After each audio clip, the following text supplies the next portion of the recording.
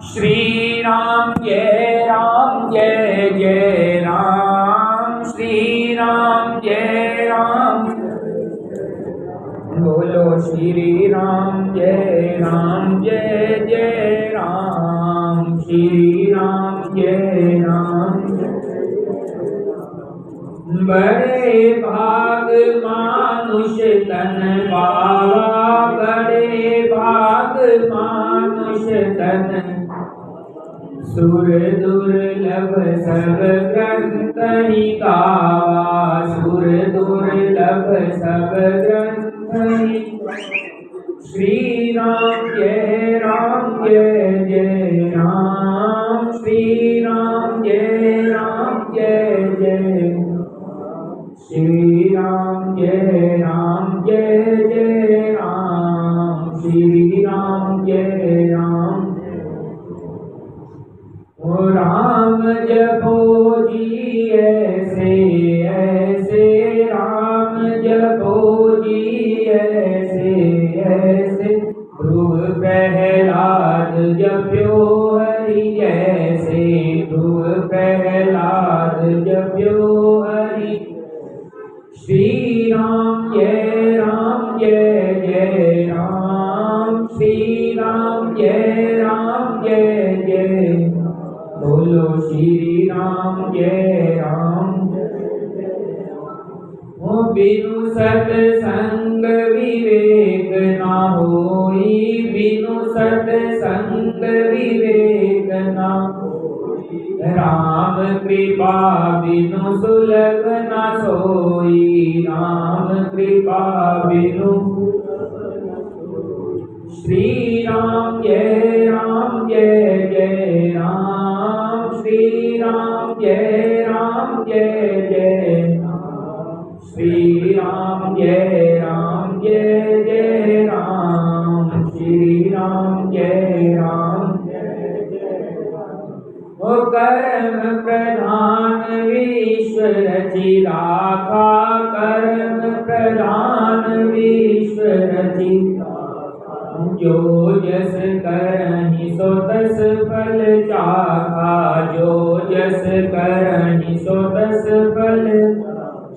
श्री राम जय जय राम, श्री राम जय जय।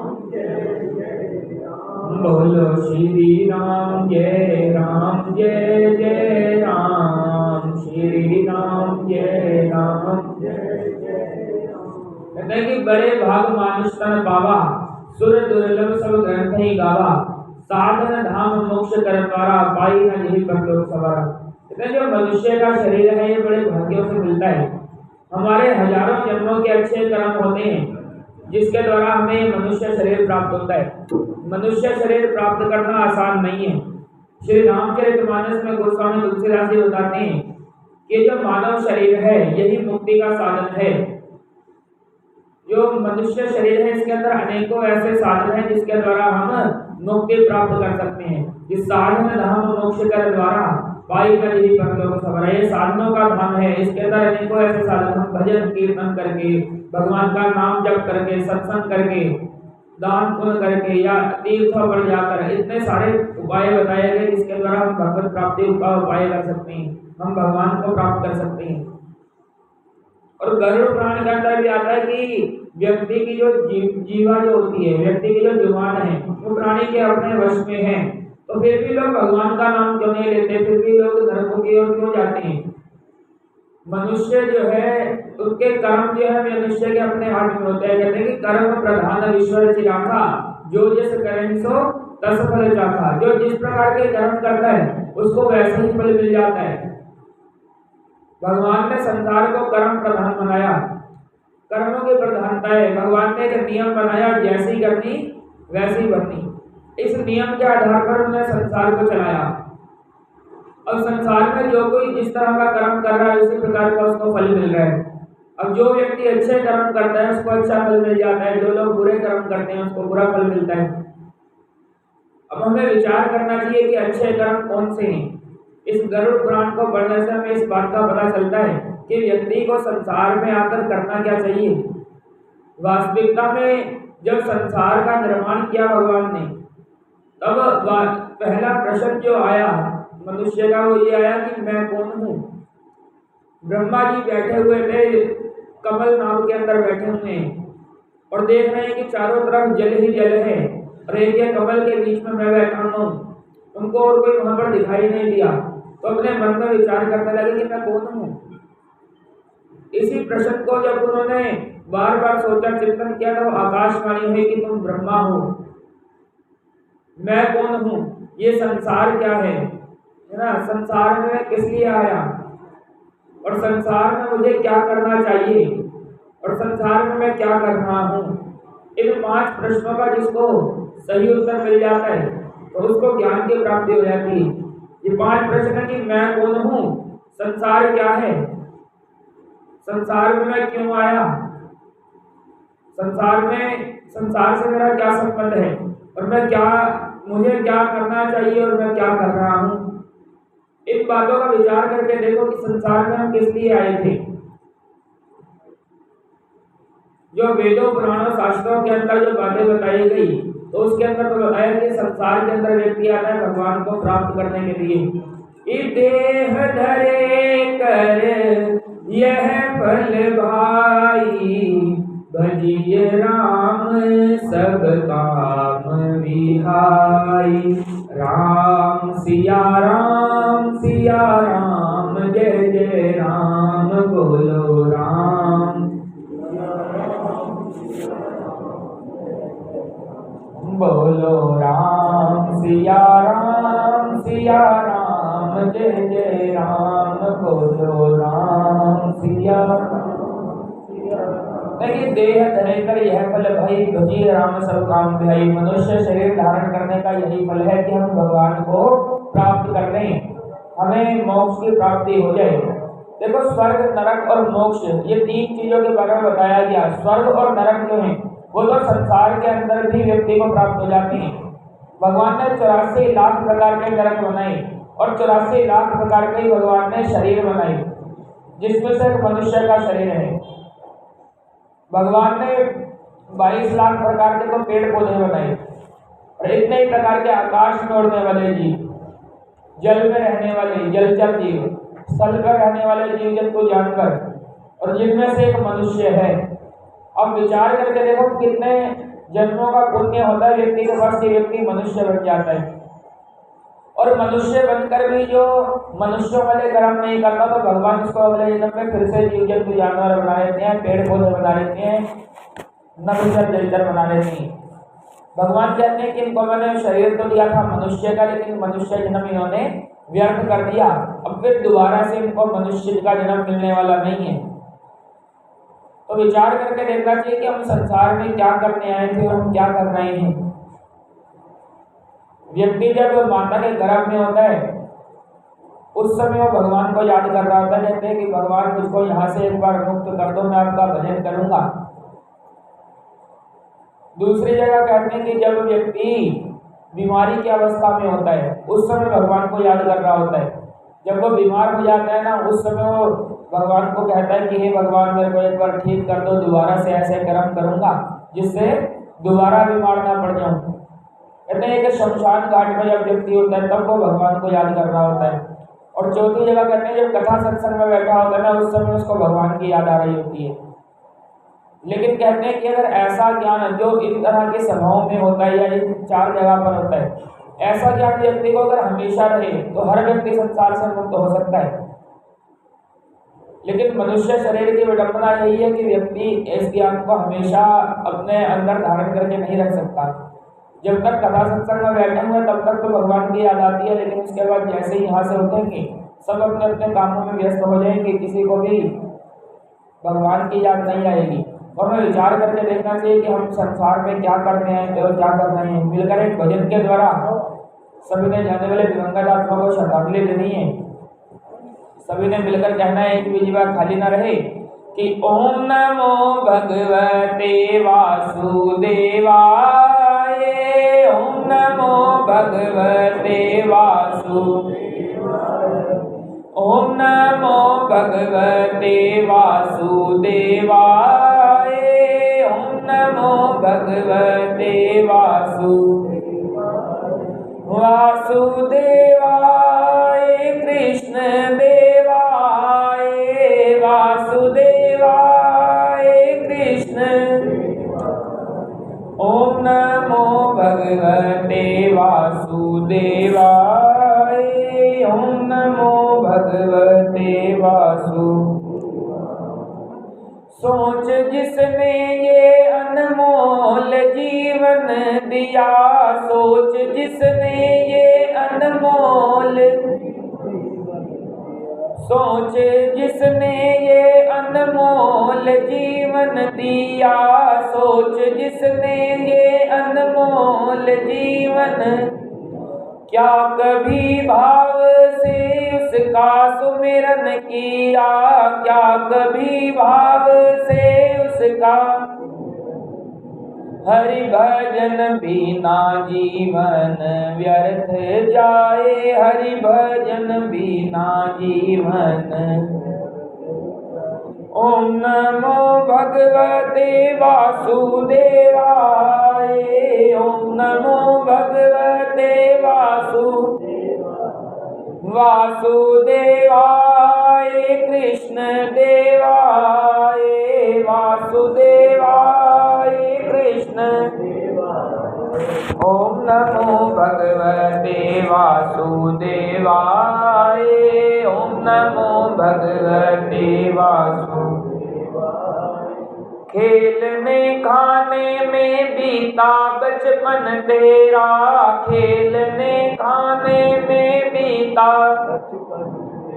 आया यौवन विषय वृत्तियों में घिरा, आया यौवन विषय वृत्तियों में, आया यौवन विषय वृत्तियों में घिरा, आया यौवन विषय वृत्तियों में। पल पल तेरी ये आयु घटती जाए, पल पल तेरी ये आयु। ओम नमो भगवते वासुदेवाय। ओम नमो भगवते वासुदेवाय कृष्ण देवाय वासुदेवाय कृष्ण। ओम नमो भगवते वासुदेवाय। ओम नमो भगवते घटी आयु मगर कामना ना घटी, घटी आयु मगर कामना, घटी आयु मगर कामना ना घटी, घटी आयु मगर कामना ना। झूठी आशाओं में सारी जिंदगी कटी, झूठी आशाओं हुआ मरने को फिर भी ना संभल पाए, हुआ मरने को फिर भी ना।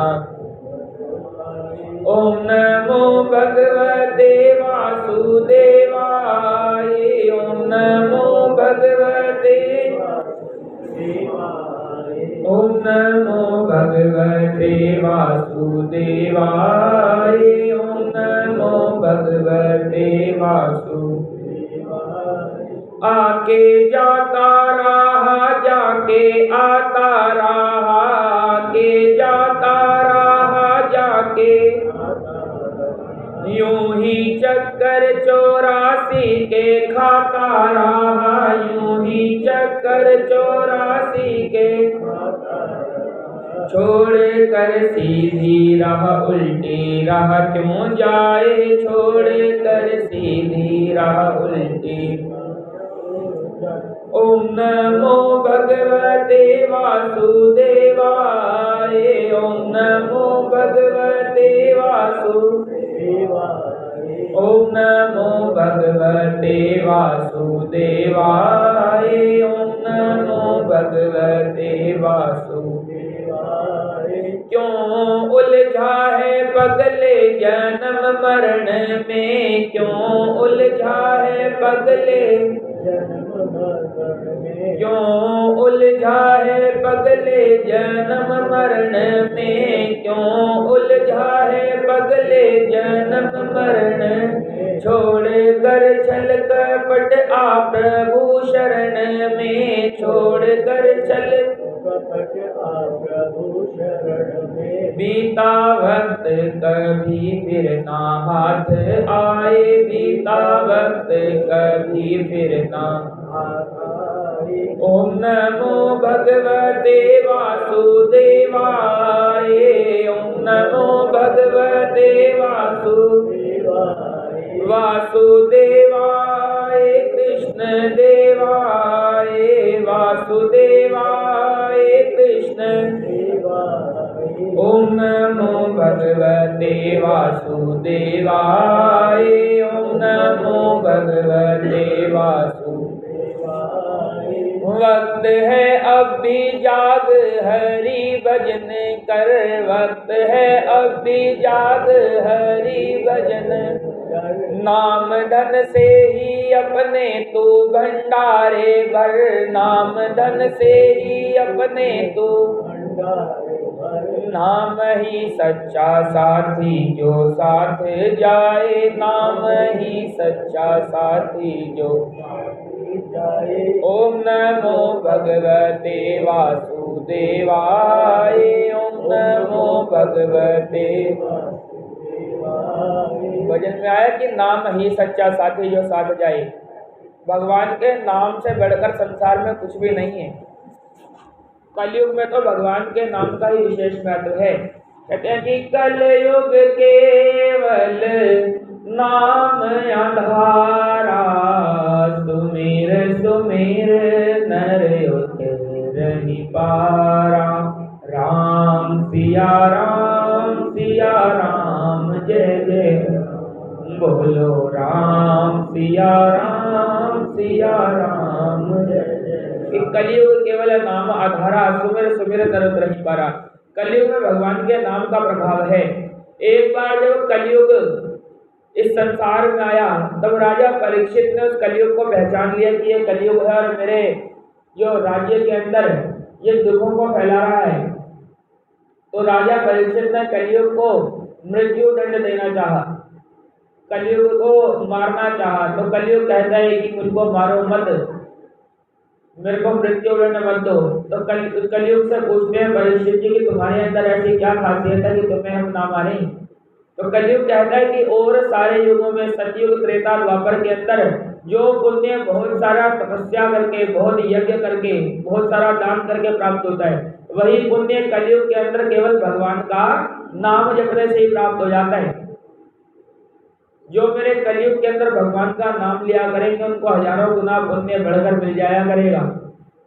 तो कलयुग की ये बात परीक्षित जी को पसंद आ गई। तो परीक्षित जी ने उनको 4 स्थान दिए ठहरने के लिए। 4 स्थान कौन कौन से दिए? एक तो दिया सोने के अंदर वास, एक सोने के अंदर, एक मदिरालय के अंदर जहाँ पर मदिरा होती है वहाँ पर कलयुग का निवास है, एक वैश्यालय के अंदर, वैश्यालय, मदिरालय और चौथा गोचर खानों के अंदर। इन 4 जगह पर कलयुग को निवास दिया गया। तो जहाँ पर ये 4 होते हैं वहाँ पर कलयुग होता है, इस बात को समझना चाहिए। और जहाँ पर भजन सत्संग हो रहा हो वहाँ पर सतयुग होता है। जो 4 युग है ना, ये समय पर तो आधारित है ही, साथ साथ ये व्यक्ति की अवस्था पर भी आधारित है। व्यक्ति किस प्रकार का है इस बात पर भी निर्भर करता है कि वो सतयुग का है, त्रेता का है, द्वापर का है या कलयुग का है। वास्तविकता में धर्म के 4 चरण होते हैं, सत्य, अहिंसा, दया और दान। धर्म के 4 चरण होते हैं, सत्य, अहिंसा, दया और दान। सतयुग के अंदर धर्म के 4 चरण प्रबल होते हैं, लोग सच्चाई में भी रहते हैं, अहिंसा में भी होते हैं। अहिंसा का मतलब होता है हमारे द्वारा किसी को थोड़ा सा भी दुख ना होना, इसको अहिंसा कहते हैं।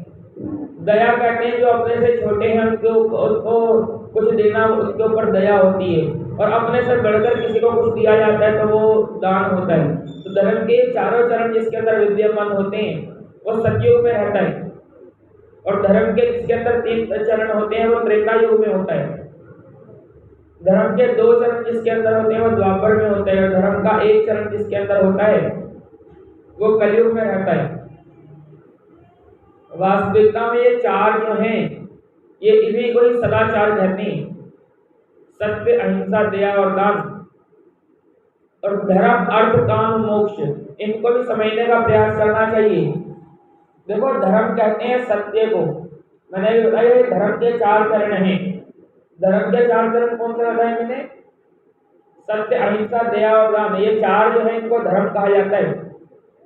रामायण के अंदर बताया गया कि धर्म न दूसरे सत्य समाना, आगम निगम पुराण बखाना। राम सिया राम सिया राम, जय जय राम, बोलो राम। ये धर्म ना दूसरा सत्य समाना, आगम निगम पुराण बखाना। सत्य के समान कोई दूसरा धर्म नहीं है। अहिंसा जो है वो भी धर्म है, अहिंसा परमो धर्म है ना। सत्य, अहिंसा, अपने से छोटों पर दया करना। कहते हैं परहित सरस धर्म नहीं भाई, पर बिलासम नहीं अदमाई। राम सिया राम सिया राम, जय जय राम, बोलो राम। दूसरों पर दया करना, सबसे पहले सत्य बोलना, सच्चाई में रहना, दूसरा अहिंसा में रहना, तीसरा दया करना और चौथा दान करना। ये धर्म बताए गए। और धर्म के चार चरण, सबसे पहला जो है वो सत्य, और दूसरा कहते हैं धर्म, अर्थ, काम, मोक्ष। गरुड़ पुराण के अंदर बताया गया कि धर्म करने से ही व्यक्ति को अर्थ की प्राप्ति होती है। अर्थ कहते हैं धन संपत्ति, रुपए पैसे को अर्थ कहते हैं। धर्म करने से अर्थ की प्राप्ति होती है। और धर्म, अर्थ, काम, मोक्ष और कामनाएं पूर्ति। देखो हमारे पास अगर धर्म करके अर्थ की प्राप्ति होगी तभी हमारी मनोकामनाएं पूर्ण हो पाएंगी।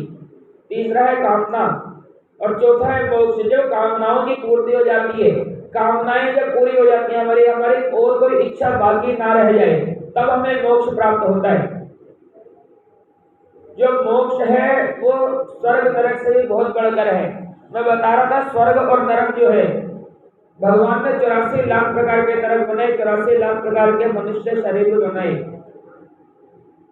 और इसके अंदर भी जो स्वर्ग कहा जाता है, जो आज हम जिस अवस्था में हैं उससे बढ़िया वाली अवस्था में पहुंच जाए। आज हमारी जो हालत है उससे बढ़िया हालत हो जाए तो हम स्वर्ग की तरफ जा रहे हैं। लेकिन आज जो हमारी हालत है उससे हम घटिया हालत की तरफ जा रहे हैं, तो विचार करके देखना चाहिए कि हम नरक की ओर जा रहे हैं। और मोक्ष की प्राप्ति तब होती है जब स्वर्ग और नरक की भी कामना ना रह जाए, अपनी इच्छाएं जब पूरी हो जाएं। और कहा जाता है इच्छाएं कभी व्यक्ति की पूरी नहीं हो सकती, इच्छाओं का त्याग करना पड़ता है। अपनी इच्छाओं को व्यक्ति को छोड़ देना चाहिए, तभी व्यक्ति को मोक्ष प्राप्त होता है। गरुड़ पुराण की कथा परिवार वालों ने बड़े प्रेम के साथ सुनी है, तो उनको बहुत सारी बातों का पता लगा। देखो सबसे पहला ब्रह्मचर्य आश्रम, फिर गृहस्थ आश्रम, वानप्रस्थ आश्रम, संन्यास आश्रम। ब्रह्मचर्य आश्रम में व्यक्ति की सीखने की उम्र होती है। थोड़ी थोड़ी आगे हो जाओ सारे ना, सारे थोड़ी थोड़ी आगे हो जाओ, पीछे आने वाली ओर बैठे हैं। देखो ब्रह्मचर्य आश्रम में व्यक्ति की सीखने की उम्र होती है, तब वो सीखता है बहुत सारी बातों को। और जब तक उसका विवाह नहीं हो जाता तब तक उसका ब्रह्मचर्य आश्रम रहता है। विवाह हो जाने के बाद गृहस्थ आश्रम की शुरुआत हो जाती है, फिर वो अपनी गृहस्थी संभालता है। और जितनी भी कामनाएं, इच्छाएं जो होती हैं वो सभी गृहस्थ आश्रम तक ही सीमित रखनी चाहिए अपने आप को। व्यक्ति जब गृहस्थ आश्रम से वानप्रस्थ की ओर बढ़ता है तब उसको अपनी इच्छाओं का त्याग कर देना चाहिए। वानप्रस्थ कहते हैं जब अपने पोतों को देख ले व्यक्ति, जब पोते भी बड़े हो जाए और पुत्र जो है संभालने लायक हो जाए, तो कहते हैं कि अपनी सारी जिम्मेदारियां जो हैं वो अपने जीते जी अपने पुत्रों को सौंप देनी चाहिए। अपने पुत्र पोतों के ऊपर अपनी सारी जिम्मेदारियां सौंप दो। और वानप्रस्थ आश्रम से शुरू हो जाता है। और वानप्रस्थ आश्रम में व्यक्ति को भजन और भोजन, सिर्फ इन्हीं दो कामों को करने का प्रयास करना चाहिए। बाकी जितने भी कार्य हैं वो अपने ड्यूटी जो है जिसको अपनी जिम्मेदारियां सौंप रहे हैं उसके ऊपर छोड़ देना चाहिए, और खुद सिर्फ भजन और भोजन। और चौथा कहते हैं कि संन्यास आश्रम। संन्यास आश्रम का मतलब होता है कि अपने घर से बाहर रहकर तीर्थों पर जाकर निवास करना। तो इन चार आश्रम को बिताता हुआ जो व्यक्ति अपना जीवन व्यतीत करता है उसका पूरा जीवन बड़ा ही अच्छे ढंग से गुजरता है और उसको कोई दुख भी नहीं होते। लेकिन व्यक्ति अगर ब्रह्मचर्य में भी, गृहस्थ में भी, वानप्रस्थ में भी, संन्यास में भी अपनी इच्छाओं का ही त्याग ना करे तो व्यक्ति कभी सुखी नहीं हो सकता। हमारे वेदों और पुराणों के अंदर बताया गया कि भगवान के नाम की बहुत महिमाएं सभी ने मिलकर एक भजन के द्वारा जाने वाले दिवंगत आत्मा को श्रद्धांजलि देनी है। और किस प्रकार बताया गया कि कलयुग के अंदर लोग कहते थे कि हमारे पास भगवान के भजन का हमें समय नहीं मिल पाता, तो बड़े ही सुंदर भाव लिखे कि काम करते रहो, नाम जपते रहो, काम करते रहो, नाम काम करते रहो, नाम जपते रहो, काम करते रहो, नाम कृष्ण प्यारे का तुम ध्यान धरते रहो, कृष्ण प्यारे का तुम ध्यान धरते रहो, पाप की वासना को मिटाते चलो, पाप की वासना को मिटाते चलो, कृष्ण गोविंद गोपाल गाते चलो, कृष्ण गोविंद गोपाल गाते चलो, अपनी मुक्ति का मार्ग बनाते चलो, अपनी मुक्ति का मार्ग बनाते चलो, कृष्ण गोविंद गोपाल गाते चलो, कृष्ण गोविंद गोपाल गाते चलो, देखना इंद्रियों के न घोड़े भगे, देखना इंद्रियों के न रात दिन इनको संयम के घोड़े लगे, रात दिन इनको संयम के घोड़े, अपने रथ को सुमार्ग चलाते चलो, अपने रथ को सुमार्ग, कृष्ण गोविंद गोपाल गाते चलो, कृष्ण गोविंद गोपाल गाते। देखिए, काम करते रहो, नाम जपते रहो, कृष्ण प्यारे का तुम ध्यान करते रहो। अपने जो भी कार्य को करो उस कार्य के अंदर भगवान के नाम को मिला दो तो वो कार्य अपने आप ही बढ़िया हो जाएगा। व्यक्ति के बहुत सारे ऐसे कार्य होते हैं कि वो अगर भगवान का नाम लेते लेते कार्य करें, विशेष रूप से स्त्रियां जब घर में काम करती हैं तब उनको भगवान का नाम लेना चाहिए।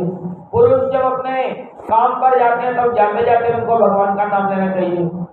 हमारे बड़े बुजुर्ग कहा करते थे कि आते भी राम बोलो, जाते भी राम बोलो, सुबह और शाम बोलो राम राम राम बोलो, आते भी राम बोलो, जाते भी राम बोलो, सुबह और शाम बोलो राम राम राम बोलो।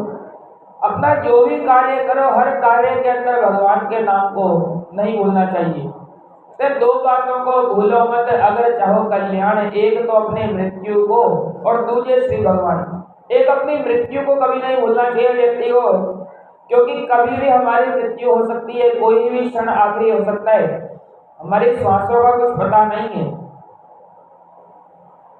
हमारी श्वासों का कुछ नहीं पता, इसलिए हमें हर श्वास में भगवान का नाम लेना चाहिए।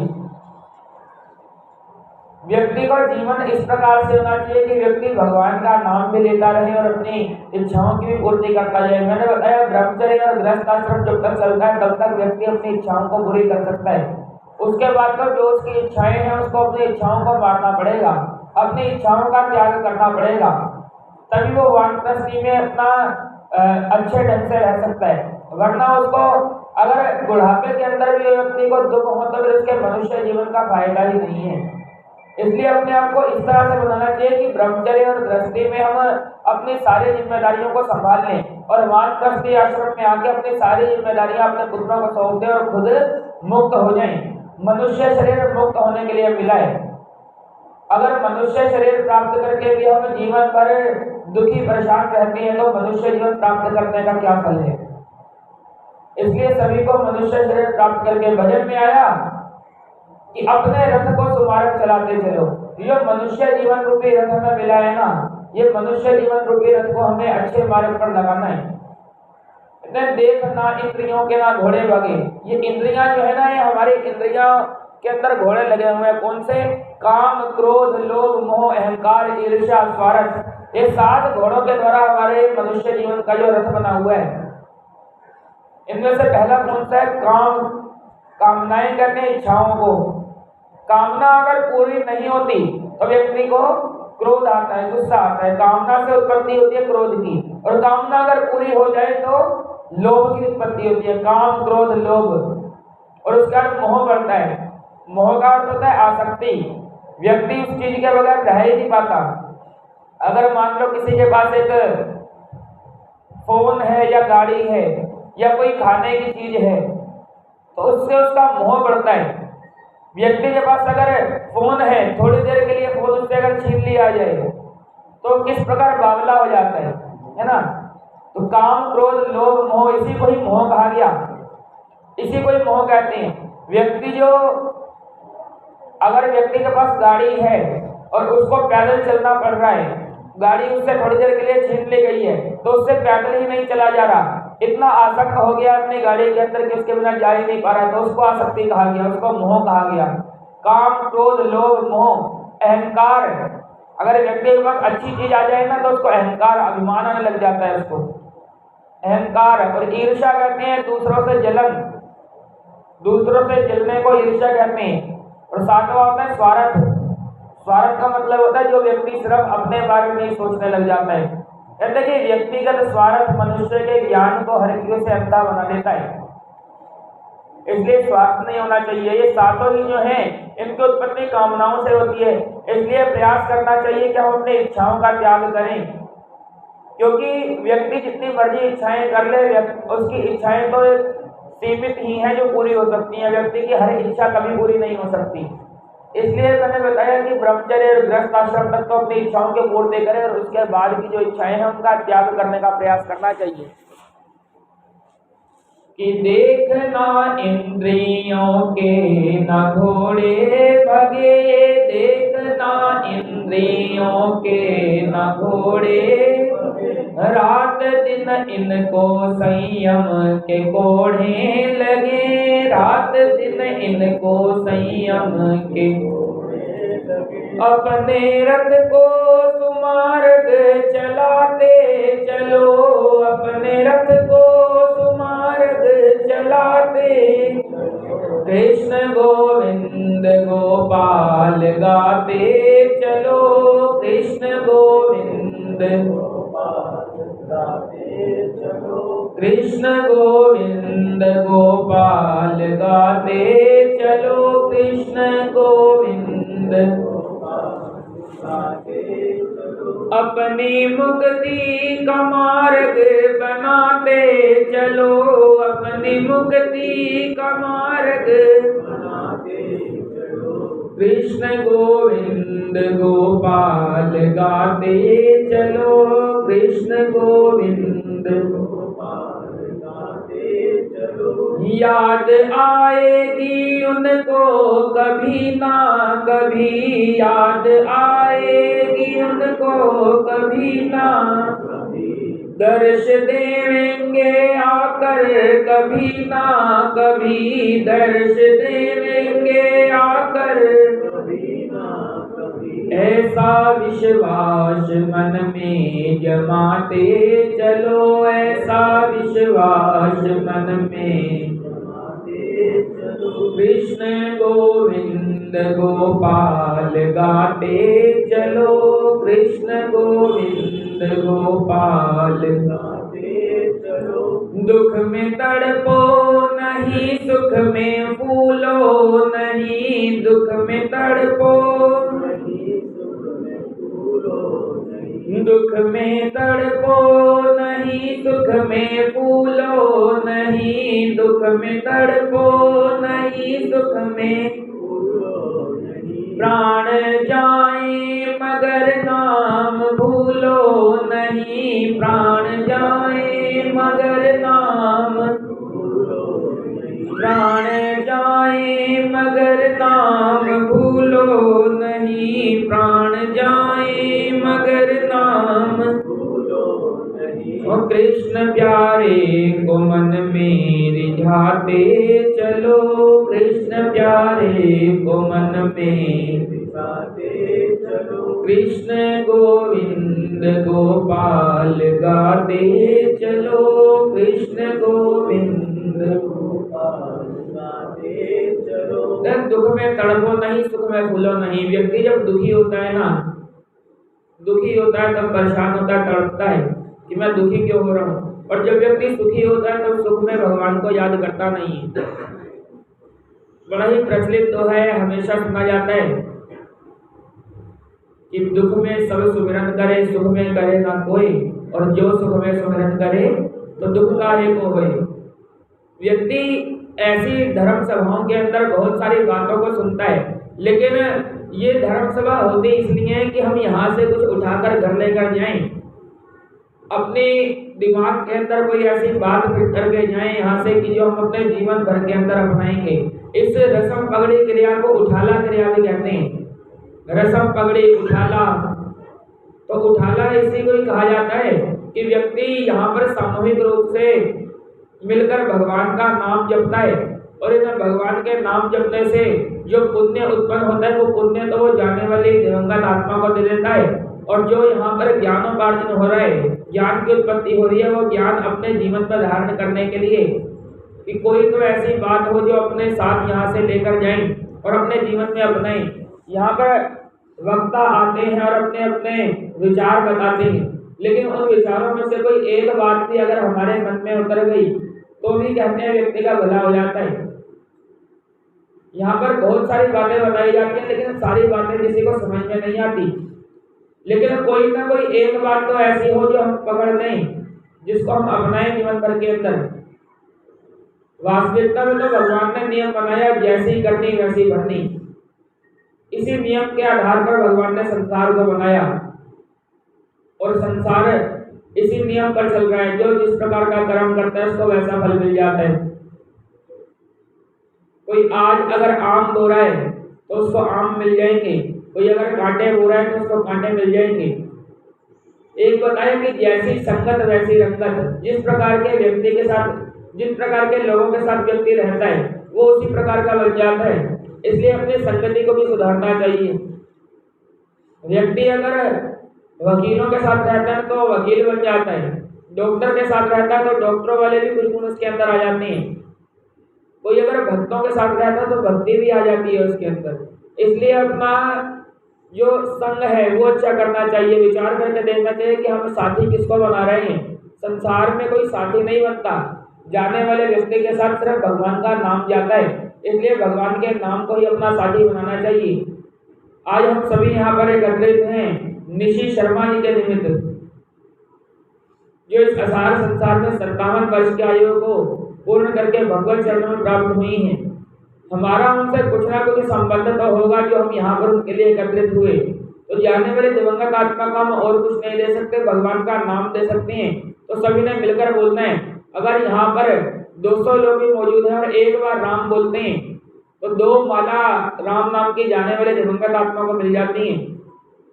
मिलकर बोलो राम राम राम राम राम। अब विचार करके देखो कि हमने कितनी माला राम नाम की जाने वाले को दे दी। तो सभी ने मिलकर एक भजन के द्वारा कहना, और इस भजन के अंदर अनेकों बार भगवान का नाम आया।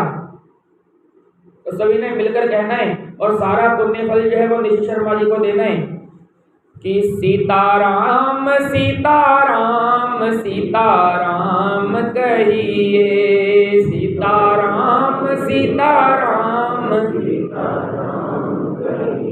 ओ सीताराम सीताराम सीताराम कहिए, सीताराम सीताराम सीताराम जाहि विधि राखे राम ताहि विधि रहिए, जाहि विधि राखे राम ओ सीताराम सीताराम सीताराम कहिए, सीताराम सीताराम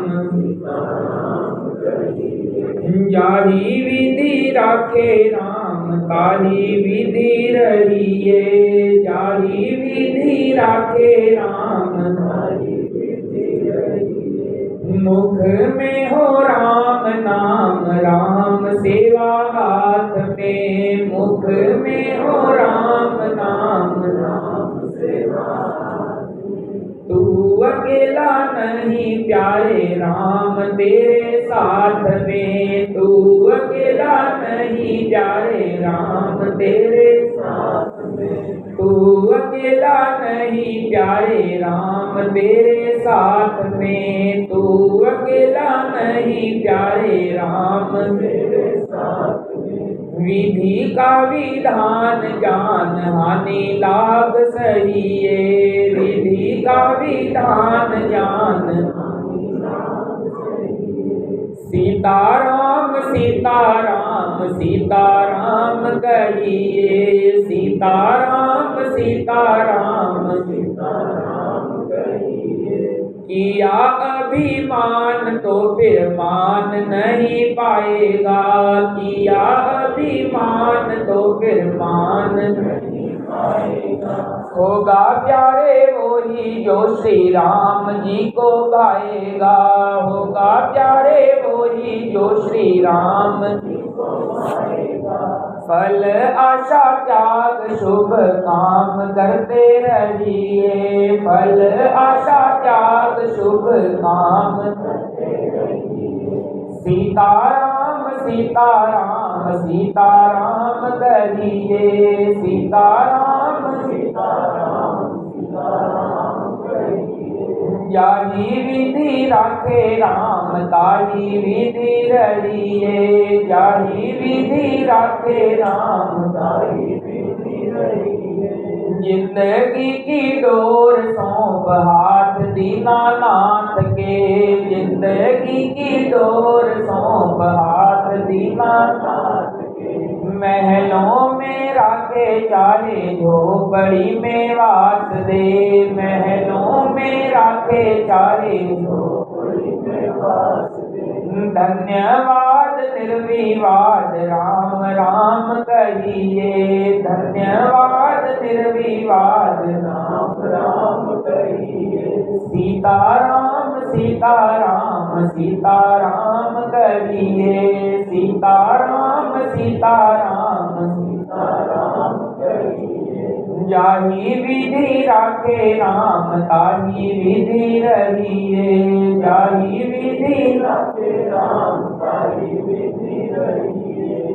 आशा एक राम जी से दूजी आशा छोड़ दे आशा एक राम जी से दूजी आशा छोड़ दे नाता एक राम जी से दूजे नाते तोड़ दे नाता एक राम जी से दूजे नाते तोड़ दे साधु संग राम रंग अंग अंग रंगिए साधु संग राम रंग और काम रस त्याग प्यारे राम रंग रंगिए काम रस त्याग प्यारे राम रंग रंगिए सीताराम सीताराम सीताराम कहिए सीताराम सीताराम सीताराम कहिए जाही विधि राखे राम ताही विधि रहिए जाही विधि राखे राम ताही विधि रहिए सीताराम सीताराम सीताराम कहिए जाही विधि राखे राम ताही विधि रहिए। देखो भगवान का नाम जो है वो ही उद्धार करने वाला है। एक बार एक व्यक्ति घर से चला सत्संग के लिए घर से चला सत्संग के लिए सत्संग का समय रखा गया 3 से 4। घर से जब 2:30 बजे चला तो चलता चलता सत्संग भवन के रास्ते में जा रहा था। रास्ते में उसको ढेर सारी रुई पड़ी हुई मिल जाती है। ढेर सारी रुई पड़ी हुई मिल जाती है तो रुई को इकट्ठा करने लग जाता है। रुई को इकट्ठा करता है, थैले लेता है बड़े बड़े दो, जो सारे रुई इकट्ठे कर लेता है। तो उसके बाद दूसरी तरफ से एक बैलगाड़ी पर कोई व्यक्ति आता है और वो देखता है इतनी सारे रुई पड़ी है, कहता है कि ये सारी रुई तो मेरी थी, अभी मैं इस बैलगाड़ी में भर के ले जा रहा था और थोड़ी सी रुई यहाँ पर गिर गई थी। और वो उस व्यक्ति से कहता है ये सारी रुई मुझे दे दो। अब वो उस व्यक्ति को भी मजबूर होकर वो रुई उसको वापसी देनी पड़ती है। तो व्यक्ति विचार करके देखता है, जब टाइम देखता है तो समय और बज गया होता है 4। कहते हैं घर से निकला था भगवान के भजन के लिए और कपास इकट्ठा करने लग गए। तब निकले थे हरि भजन को और ओटन लगे कपास, और वो रुई भी उसके हाथ नहीं लगी, जो कपास इकट्ठी करी थी वो भी उसके हाथ में नहीं है। तो इसी प्रकार से मनुष्य संसार में आता है, संसार में व्यक्ति करने क्या आया है वो विचार करना चाहिए। जिस काम के लिए आया था वो काम तो करता नहीं है, बाकी दुनिया भर के सारे काम कर लेता है, लेकिन जो काम करने आया था वो काम कभी व्यक्ति ने करा ही नहीं। हम संसार में आए थे भगवान का नाम जपने के लिए, अपना अगला जन्म इससे भी बढ़िया वाला बनाने के लिए। व्यक्ति संसार में जब आता है ना, वो संसार में पेपर देने आता है। जैसे बच्चा बैठता है ना पेपर देने के लिए, हमारे सही गलत उत्तर भी है, वही हमारे पाप और पुण्य हैं। हम जो पुण्य कर रहे हैं वो हम सही उत्तर लिख रहे हैं, जो पाप कर रहे हैं वो गलत कर रहे हैं। लेकिन इसका हिसाब कब होता है? जब हमारी मृत्यु होती है तब इसका हिसाब होता है कि हमने कितने सही करें और कितने गलत करें, कितने हमने पुण्य करे हैं जीवन भर में, कितने पाप करे हैं। अगर व्यक्ति ने पुण्य किए होते हैं तो अगला उसको जन्म मनुष्यों वाला मिल जाता है। अगर पुण्य नहीं किए, पाप कर्म किए हैं, तो अगला जन्म उसको जीव जंतु जानवरों वाला मिलता है। पास होने के लिए 33% नंबर चाहिए होते हैं ना, तो विचार करके देखो कि हमने 33% पुण्य कर रखे हैं जीवन भर के अंदर। अगर अपने सारे कर्मों के अंदर से 33% पुण्य कर रखे हैं तब तो मनुष्य वाला जन्म मिल जाएगा। लेकिन अगर पुण्य नहीं किए तो अगला जन्म हमें मनुष्य का मिलने वाला नहीं है। सभी को विचार करना चाहिए। समय भी हो रहा है, सभी ने मिलकर 2-4 बार भगवान का नाम लेना है, उसके बाद मैं गरुड़ पुराण की अंतिम पंक्तियों को पढ़ूंगा। मिलकर सभी ने कहना है कि बंदे राम राम राम राम गाए जा, बंदे राम राम राम राम गाए जा, ओ बंदे राम राम राम राम गाए जा, बंदे राम राम राम राम गाए जा। ओ तू तो डूबा हुआ तर जाएगा, तू तो डूबा हुआ तर जाएगा, ओ बंदे राम राम राम राम गाए जा, बंदे राम राम राम राम गाए जा। ओ राम नाम की ऊंची दीवारें, राम नाम की ऊंची दीवारें, ओ भाई बंधु हैं झूठे सहारे, भाई बंधु हैं झूठे सहारे, ओ संग साथी नहीं कोई तेरे जाएगा, संग साथी नहीं कोई तेरे जाएगा, ओ बंदे राम राम राम राम गाए जा, बंदे राम राम राम राम गाए जा।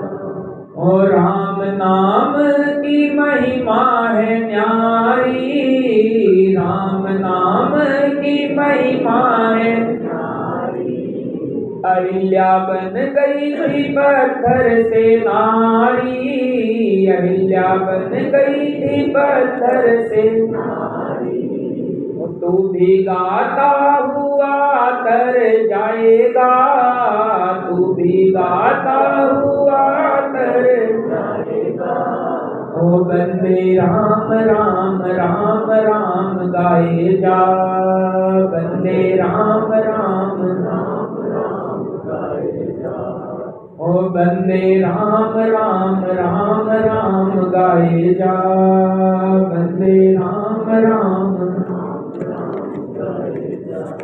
ओ पशु मर के भी सो काम आए, पशु मर के भी सो काम आए, ओ तेरा नाम निशान मिट जाए, तेरा नाम निशान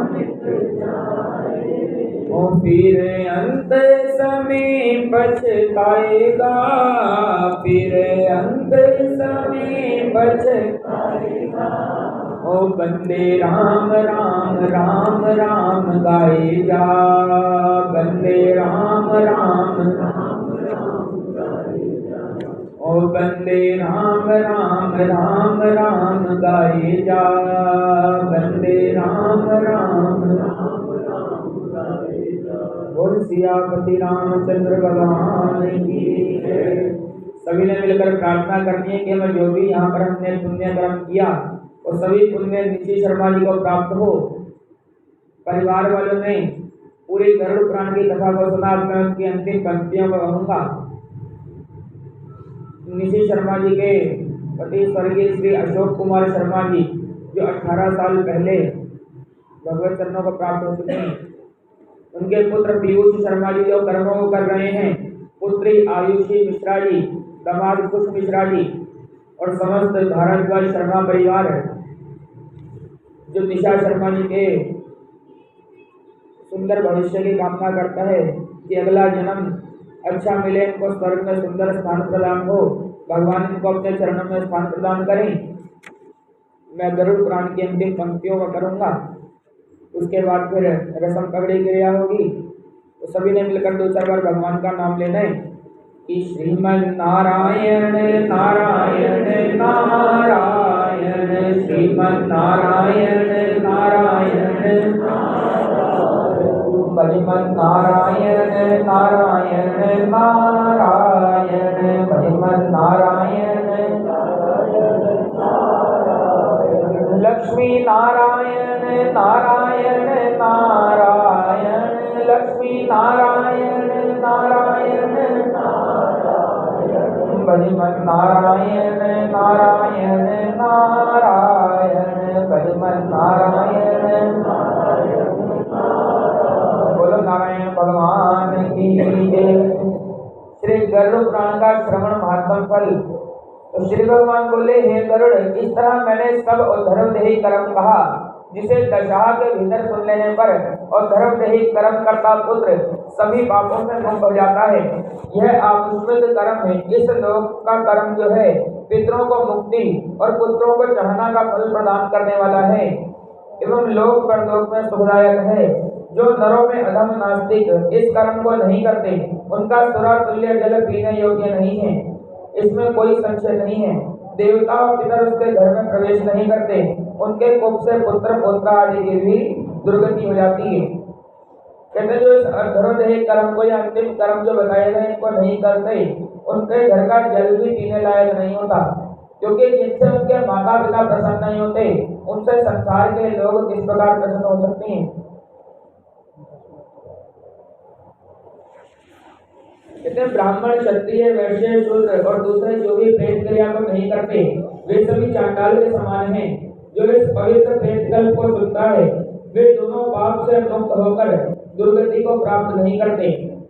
जो माता पिता की मृत्यु होने पर गरुड़ पुराण को सुनता है, उसके माता पिता मुक्ति प्राप्त करते हैं और पुत्र संतान युक्त होता है। जिसने ना गरुड़ पुराण सुना, ना गया श्राद्ध किया, ना वर्षोत्सर्ग किया, ना मासिक वार्षिक श्राद्ध किया, उसे पुत्र कैसे कहा जा सकता है? वह तीनों ऋणों से कैसे मुक्त हो सकता है? देखो, गरुड़ पुराण सुनने से तीनों ऋणों से मुक्ति मिल जाती है। 3 प्रकार का कर्जा होता है सभी के ऊपर।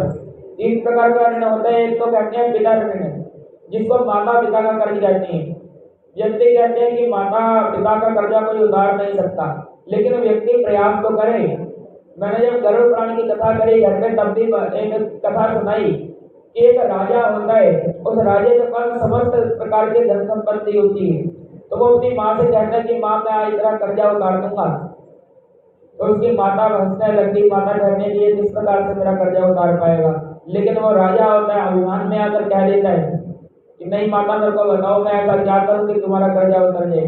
तो माता कहती है कुछ मत कर, बस एक ईंट लेकर आ जा। वही ईंट लेकर आता है और ईंट को उसकी माँ उसकी कमर के साथ बांध देती है। उसके पेट पर ईंट बांध दी और माता कहती है कि जब तक मैं ना कहूँ तब तक इस गेट को खोलना नहीं है, तेरा कर्जा उतर जाएगा। तो राजा बड़ा आसान समझता है इस बात को। राजा कहता है ठीक है। वो पूरे दिन ईंट बांधे रखता है, अपने सारे काम करता है गड्ढे बंधे, और उसके बाद जब रात को सोने लगता है उस समय तक कमर दर्द होने लग जाती है उसकी, और जब इधर उधर बिस्तर पर करवटें लेता है तो करवट भी नहीं ले पाता, तो अपनी माता के पास भागता है कि माता मैं क्या करूं, इस ईंट को खोल दो। तो माता कहती है बस इतने में ही। तो राजा से जब वो पूछती है कि तूने सिर्फ एक दिन भी इस ईंट को नहीं संभाल पाया, विचार करके देख, मैंने तो तुझे 9 महीने अपने पेट में रखा है, तो किस प्रकार तू अपनी माँ का कर्जा उतार सकता है। इसलिए कहते हैं माता पिता का कर्जा कोई भी नहीं उतार सकता। माँ से बड़ा कोई गुरु नहीं होता, पिता से बड़ा कोई भगवान नहीं होता। विश्व की पहली गुरु माँ होती है, इसलिए माता पिता की सेवा करनी चाहिए। अगर माता पिता घर में प्यासे भूखे बैठे हैं और व्यक्ति बाहर जाके अगर लंगर लगा रहे हैं तो उसका लंगर लगाने का भी कोई फायदा नहीं है। अगर घर में माँ प्यासी है और बाहर जाकर वो वैष्णो देवी जा रहा है दर्शन करने के लिए, तो उसका वो भी जाना बेकार है। इसलिए माता पिता की सेवा करनी चाहिए सभी को।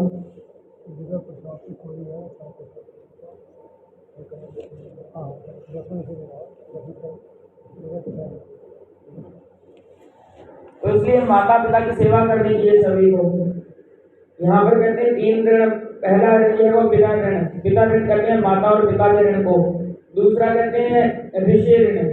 ऋषि ऋण कहते हैं ऋषियों की वाणी, जो ये वेद पुराण शास्त्र हमारे जो ग्रंथ बनाए गए, इनको हमें पढ़ना चाहिए। इनको पढ़ने से हमें सच्चाई का पता चलता है, वास्तविकता का पता चलता है कि असलियत में इनके अंदर बताया क्या गया है।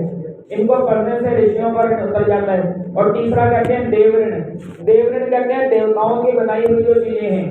देवताओं ने सूर्य बनाया, चंद्रमा बनाया, नदियां बनाई, पेड़ पौधे पहाड़ बनाए, तो ये ऋण हमारा तभी उतर सकता है जब हम अपने वातावरण को शुद्ध करते हैं, पेड़ पौधों को उगाते हैं। पेड़ पौधों को उगाने से हमारा देव ऋण करता है।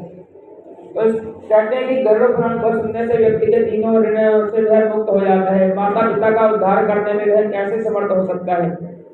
इसलिए सभी प्रयत्न करके गरुड़ पुराण अवश्य सुने। यह धर्म, अर्थ, काम और मोक्ष को प्रदान करने वाला है। मैंने बताया धर्म से ही अर्थ की प्राप्ति होती है, अर्थ से ही कामनाओं की पूर्ति होती है, और जब कामनाओं की पूर्ति हो जाती है तब हमें मोक्ष मिलता है। तो कहते गरुड़ पुराण को सुनने से इनके इधर पुराणों के अंदर हमें इस बात का पता चलता है कि रास्ता क्या है। इन पुराणों के अंदर वो बातें बताई गई हैं जो बातें हमें बाहर कहीं से भी देखने को नहीं मिल सकती। इन पुराणों के अंदर बिल्कुल सार बताया गया। हमारे वेद पुराण शास्त्रों के अंदर जो घटना बताई गई, विज्ञान आज भी उसकी खोज करता है। विज्ञान आज भी देखता है कि ये बातें सच कैसे निकल रही हैं। इनमें हजारों साल पहले जो बातें बता दी गई वो बातें आज के समय पर सच हो जाती हैं। तो इसके अंदर ऐसी ऐसी बातें संतों ने, महात्माओं ने, बड़े बड़े धर्मशास्त्रियों ने पुराणों को लिखा, तो हमें इनको पढ़ने का प्रयास करना चाहिए। कहते हैं कि गरुड़ पुराण मोक्ष प्रदान करने वाला है और दुख का नाशक है। गरुड़ पुराण पुण्य पवित्र है और पाप का नाश करता है तथा सुनने वाले की मनोकामनाओं को पूरा करता है। इसलिए सर्वदा इसको सुनना चाहिए। सुनने वाला ब्राह्मण हो तो विद्या प्राप्त करता है, क्षत्रिय हो तो भूमि प्राप्त करता है, वैश्य हो तो धन प्राप्त करता है और शुद्ध सभी पापों से शुद्ध हो जाता है। गरुड़ पुराण सुनकर वाचक कथा कहने वाले को सभी तरह के शैया आदि दान दे, नहीं देने पर सुनना सफल नहीं होता। प्रथम पुराण की पूजा करें, बाद में वस्त्र, आभूषण, गौधन और दक्षिणा से आदर के साथ वाचक कथा सुनाने वाले की पूजा करें। बहुत पुण्य फल की प्राप्ति के लिए अन्नदान, स्वर्णदान, भूमिदान करके भक्ति पूर्वक कथा सुनाने वाले की पूजा कर संतुष्ट करे। कथा कहने वाले की पूजा करने से ही मेरी पूजा हो जाती है, इसमें संशय नहीं है। और कथा सुनाने वाले के संतुष्ट होने पर मैं प्रसन्न हो जाता हूँ, इसमें कोई संशय नहीं है। इस प्रकार गरुड़ पुराण का श्रवण फल महात्मा संपूर्ण हुआ। बोलो गोविंद भगवान की जय। श्री कृष्ण गोविंद हरे मुरारी, हे नाथ श्री कृष्ण गोविंद हरे मुरारी, हे नाथ हे नाथ नारायण वासुदेवा, हे नाथ श्री कृष्ण गोविंद हरे मुरारी, हे नाथ बोलो वासुदेव भगवान की जय। इस श्लोक